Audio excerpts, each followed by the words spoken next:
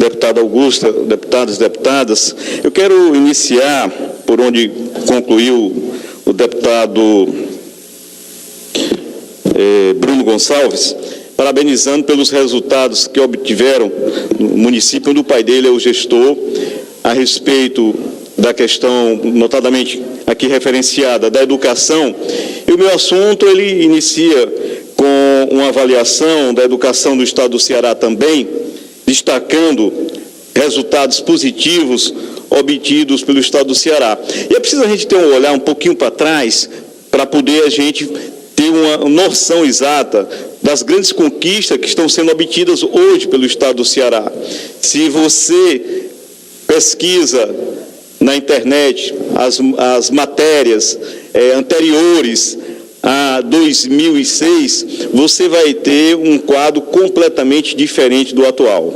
O ensino público, ele tinha a marca da ineficiência, dos resultados fracos, de não alfabetizar as crianças, e era costume dizer que nós tínhamos analfabetos funcionais nas nossas escolas. As crianças entravam nas escolas e chegavam ao final do ano sem aprender completamente, absolutamente nada.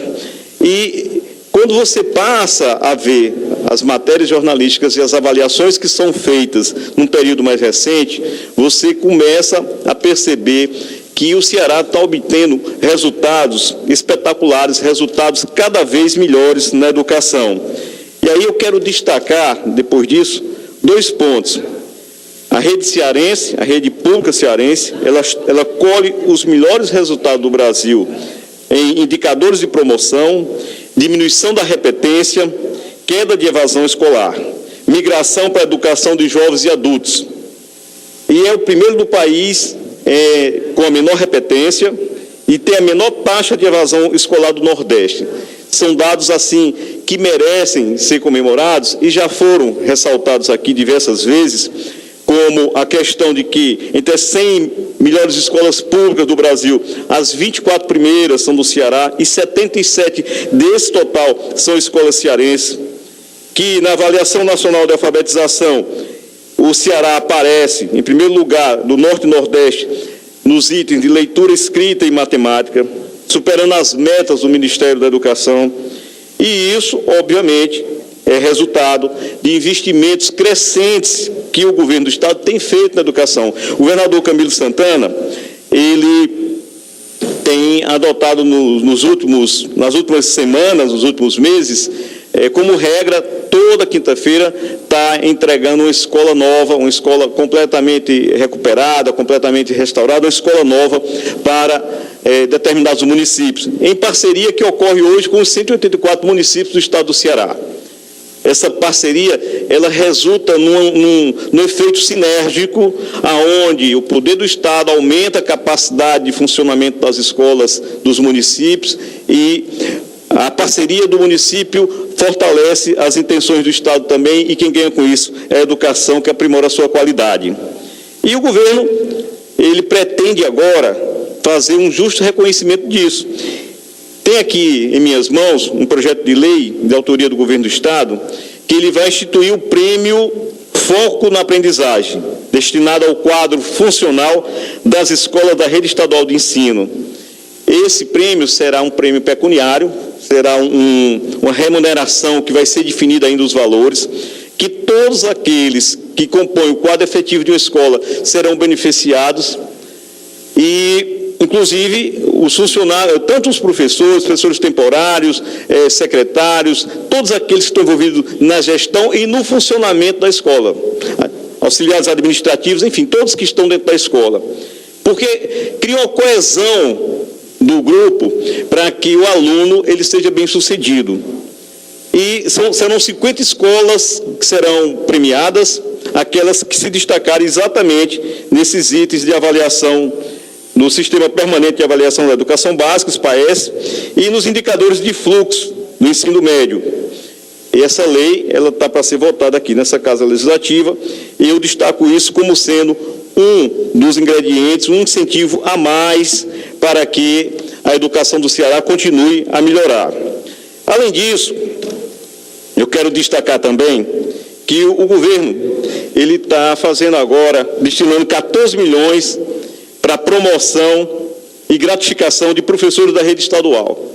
Essa gratificação daqueles professores sem titulação, ao todo serão professores de 102 escolas, 4.039 servidores serão beneficiados. E essa é uma das outras questões que precisa ser vista com bons olhos.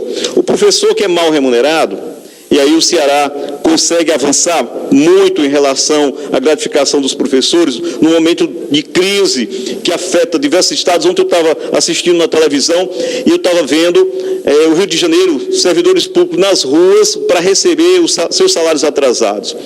Se quer receber o 13º do ano passado. Então, quase todos os estados brasileiros enfrentam crise, somente 9 estão fora dessa crise e o Ceará é um deles. E conseguiu garantir algum reajuste de salário para os seus servidores. Não é exatamente o que todos querem, mas algumas categorias, inclusive, superaram os índices de inflação. E agora o governo amplia mais ainda esse reconhecimento, garantindo aí 14 milhões, que é para promoção, sem titulação, desses 4.039 servidores. Além disso, o governo, ele também tem uma política de educação continuada, e isso eu acho que é extremamente relevante, porque além de você, como eu estava dizendo antes, além de você ter que garantir os professores uma boa remuneração, para que eles não tenham que fazer jornadas extra na iniciativa privada, muitas vezes, para complementar a sua renda salarial, o aluno precisa ter uma escola de qualidade. É preciso que o professor bem remunerado, a escola de qualidade, um material didático bom e uma carga horária realmente que contemple as necessidades reais dos estudantes. E a nossa carga horária ela chega a ser 9 horas aqui no estado do Ceará. Os professores eles fazem parte de um processo de educação continuada. O governo fez grandes parcerias com instituições públicas e privadas para assegurar aos professores a possibilidade de fazer o seu mestrado. E também, obviamente, depois que se faz o mestrado, o professor também melhora a sua remuneração. O governo do Ceará, com a Secretaria de Educação, ela firmou uma parceria com o ensino superior para ofertas de vagas de mestrado da professora da rede estadual. Em janeiro, foi lançado um edital com 30 vagas de mestrado profissional em planejamento de políticas públicas, específica para a tecnologia social, isso na Universidade Estadual. E mais 3 universidades privadas que também fizeram convênio com o governo do Estado para oferecer vagas para os nossos professores. Então, essa rede estadual nossa, que é uma rede gigantesca, que tem 716 escolas, são 450 mil estudantes.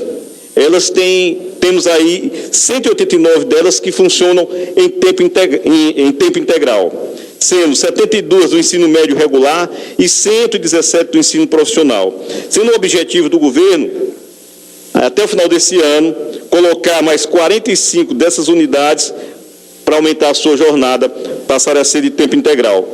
Então, essa parceria dá resultado, os índices de repetência estão caindo, o índice de alfabetização se elevando e, assim, a comparação com anos anteriores, ela é realmente muito animadora, porque a gente consegue alcançar praticamente mais de 99% de alfabetização, quase 100%.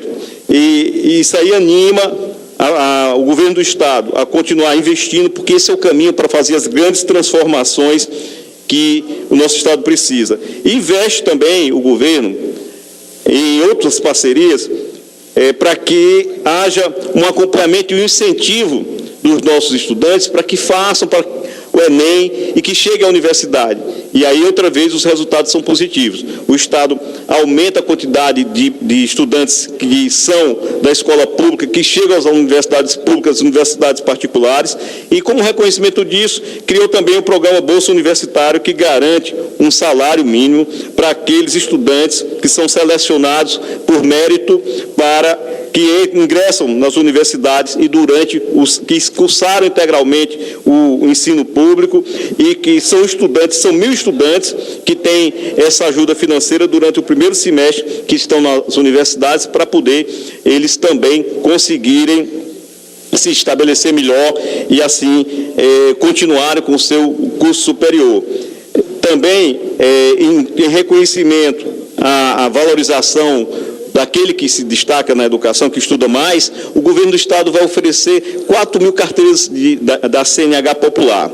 São carteiras de motorista que poderão retirar aqueles estudantes que forem premiados também pelo êxito que alcançam nas suas metas escolares, nas suas notas escolares, e que poderão, até um ano depois de concluído o ensino médio, eles receberem essa premiação, no caso, a Carteira Nacional de Habilitação inteiramente grátis.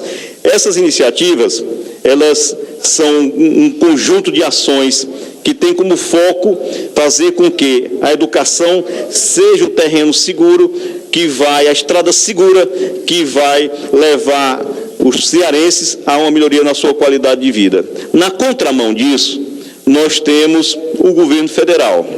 O governo federal que tem adotado uma prática sucessiva de redução dos investimentos em áreas estratégicas, e como é o caso na educação, na saúde, na assistência social. O governo federal que tem feito sistematicamente ataques aos direitos dos trabalhadores, que deu um golpe no nosso país com a lógica única de implantar um regime ultra neoliberal, aonde o Estado vai se retirar das suas responsabilidades e passar isso para que a iniciativa privada transforme num comércio.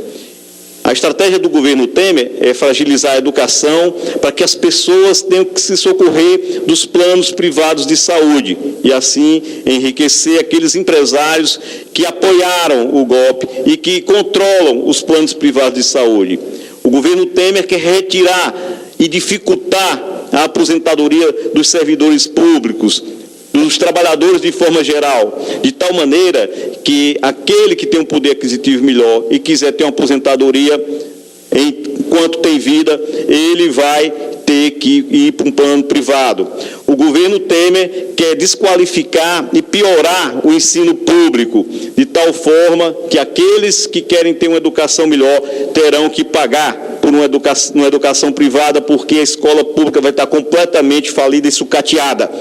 Porque esse governo, a sua primeira medida foi aprovar uma lei que congelava o aumento dos gastos, impediu o aumento dos gastos na saúde, na educação e na assistência social. E como se não bastasse, nessa sequência de ataques sem precedentes que é feito aos direitos dos trabalhadores, aprovaram a reforma trabalhista, que não é reforma coisa nenhuma, é um retrocesso. Uma reforma pode ser uma coisa boa, mas eles chamam de reforma um ataque ao direito dos trabalhadores, retirando da nossa legislação todas aquelas leis que asseguravam as garantias e o direito dos trabalhadores. E isso aí vai acarretar o surgimento de uma série de postos de serviço desqualificados, aonde o trabalhador vai ser mal remunerado e aonde todos os patrões terão seus lucros aumentados à custa da exploração dos trabalhadores. Então, esse é um governo que mal saiu de uma denúncia agora, denúncia de corrupção, formação de quadrilha, obstrução da justiça. Ele agora pretende dar um duro golpe nos servidores públicos e foca a sua reforma, que chama Reforma da Previdência, num ataque sem precedente aos servidores públicos que tiveram seus direitos progressivamente sendo reduzidos. Querem acabar com a estabilidade do servidor público, criar um plano de demissão voluntária e agora querem reduzir o teto das aposentadorias no serviço público com um discurso falso de que é para impedir privilégios. Os direitos dos servidores públicos foram conquistados com trabalho ao longo de muitos anos de serviço, contribuindo com o desenvolvimento desse país. Os privilégios, eles sabem muito bem quem são os privilegiados. São aqueles que tem os salários gigantescos, que é uma elite que está dentro do serviço público, que é apaniguado e que também abocanhou parte do poder político no Brasil e que controla o aparelho de Estado em benefício próprio. Não são esses os servidores públicos que estão no dia a dia carregando essa nação nas costas, o Estado nas costas e as prefeituras nas costas. O ataque que é feito aos servidores públicos, ele alcança do servidor público federal ao servidor público mais humilde no município, que vai ter sua aposentadoria distanciada cada vez mais, que vai ter o valor da sua remuneração quando ele estiver doente e mais precisar rebaixado, porque o tempo de trabalho para se conseguir uma aposentadoria integral, ele será elevado e você somente consegue ter 100% do valor correspondente ao que você está na ativa se você trabalhar 40 anos continuamente. Trabalhador do campo, ele vai ter modificado também o seu tempo de contribuição e terá mais dificuldade de se aposentar. Ele que sofre mais com a situação climática, pelo trabalho pesado, pelo trabalho árduo, pelo sacrifício da alimentação precária no dia a dia e que chega aos 60 anos com a saúde muito cambalida, ele agora vai ter que ter 25 anos de contribuição e vai ter essa idade mínima também mudada. Então o governo tenta enganar o povo dizendo que está mudando, que está rebaixando as mudanças da Previdência, mas é tudo enganação. E me preocupa muito ver nas televisões e dizer que o governo vai consultar o mercado, manda dizer ao mercado que vai desistir da Previdência. Temos uma manobra ardilosa, que é botar o pescoço dos deputados que salvaram o seu mandato na forca. E esses deputados têm que ter a clareza de que o povo está acompanhando como vai ser o voto deles em relação à Previdência Social. Temer diz que depende dos deputados para poder fazer as reformas da Previdência. Manda um emissário para ir ao mercado, dizer que vai desistir, para que o mercado pressione, para que a mídia, a grande mídia, que é sustentada pelos grandes bancos, pelo capital rentista, faça uma pressão psicológica em cima dos deputados, crie uma nova opinião pública favorável a essas mudanças que em nada irão beneficiar o país e que em nada irão beneficiar os trabalhadores. Só prejuízo e só retirada de direitos dentro dessa lógica do presidente golpista. Tudo para os grandes empresários, tudo para o capital rentista e sacrifício para os trabalhadores. Aumento do gás de cozinha, que pesa hoje no orçamento das famílias que vivem com salário mínimo, aumento da conta de energia, que sacrifica ainda mais o trabalhador pobre, que ganha um salário apertado, que mal dá